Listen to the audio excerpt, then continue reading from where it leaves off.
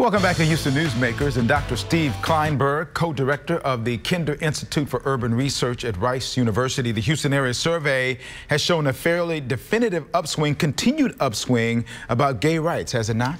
Those are the two areas where unmistakable change, and it's in unidirectional. One is increasing support and comfort with diversity and immigration, and the other is growing support for gay rights.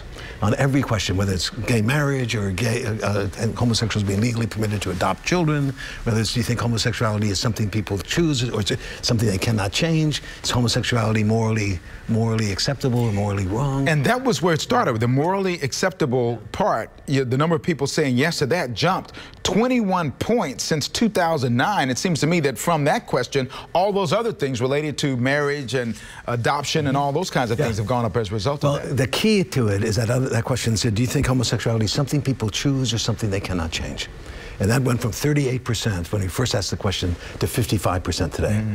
And once you recognize that homosexuality is something that is a part of the natural human variation, people aren't choosing this to make us feel uncomfortable, it's part of who they are, it changes the whole dynamic. It's no longer a moral issue. It becomes instead, can I be comfortable in a world where not everybody's going to look like me or have the same proclivities as me? And that's what we're watching happen. And you're seeing that happen as far as generations too. Younger generations have a different attitude about it than older generations. So what's fascinating there is that, but also the baby boom generation has changed their minds. Identical questions asked today, they are answering them differently than they did 10 and 15 years ago. Whereas as we saw on the attitudes toward immigration, there's been very little change among baby boomers over these years. And in both cases, and also with regard to gay rights, you're exactly right. It's a younger generation that's coming along, taking for granted what we older generations still find difficult to accept. Right? Another area you ask about, the direction of the country. President Trump had his lowest popularity ratings of any president at this point in this term since these records have been taking place. When you ask by party about the optimism for the years ahead, this was very telling, although it shouldn't be a shock, that Democrats over the last year, now looking ahead, their numbers have really dipped, where Republicans have really gone up. Now, it's going to be interesting what happens now the next time you take this poll, because a lot's happened since the last time you took this information. This is right after the election. That's right. Yeah. So now the recent things that are going on, what kinds of things would you expect to change? As long as the Republicans stay in power, it seems to me their attitudes would probably stay high.